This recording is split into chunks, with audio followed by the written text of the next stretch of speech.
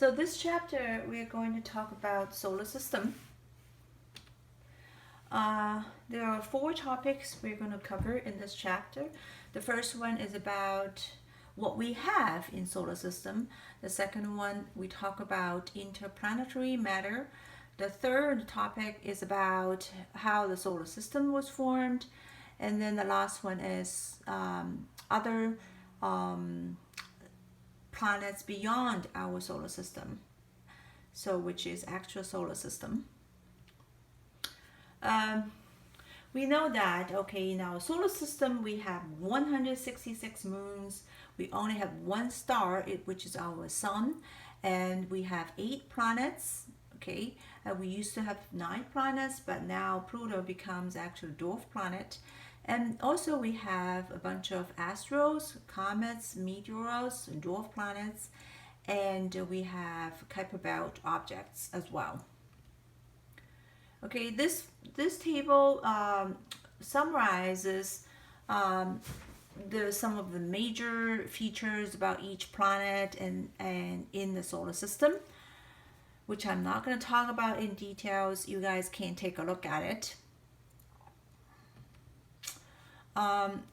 We There are different ways actually we can find out, the features of the objects inside the solar system, such as that we can use Kepler's laws to find out the planet's distance from the sun. As you can see, the 7 major axis actually is the average distance between the planet and the sun. The orbital period can be observed, and we can calculate the radius from the angular diameter, angular size. Then we can figure out the physical size, and from Newton's laws we can find out the masses for each object, and we can also observe the rotational period, and then the density can be found from mass and the volume of the planet. Okay, and then you can see that, if you still remember, when we talk about Kepler's laws, actually all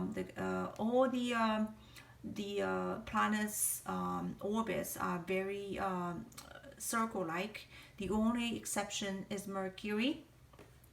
And if we can travel outside of the solar system, as you can see from this picture here, all orbits of Mercury are close to the same plane, but Mercury is a little bit odd planet in that sense as well. Okay, this is a picture everybody is familiar with. Okay, so inside our solar system, we actually divide the 8 planets into 2 groups.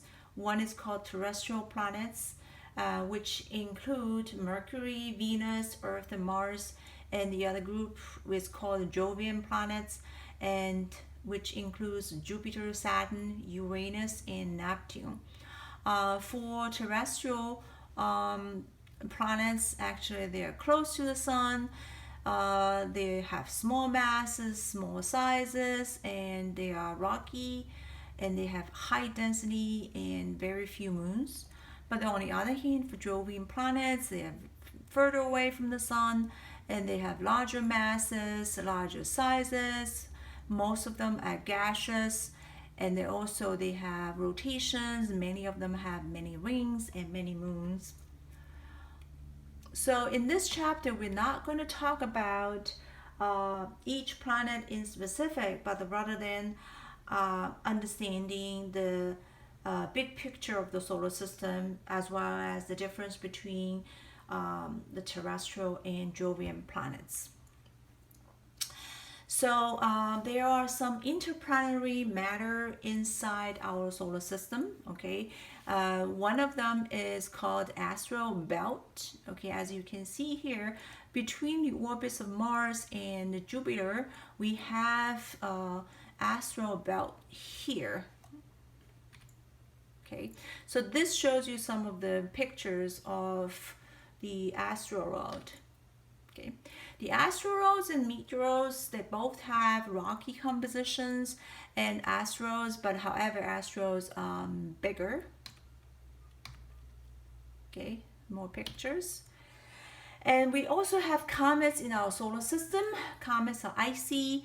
with some rocky parts at the head, and then the tail is away from the sun, as you can see from this picture here.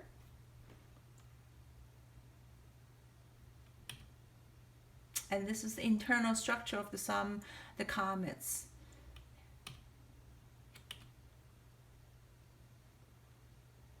Okay, and meteor showers are associated with comets. They are the debris left over when a comet breaks up.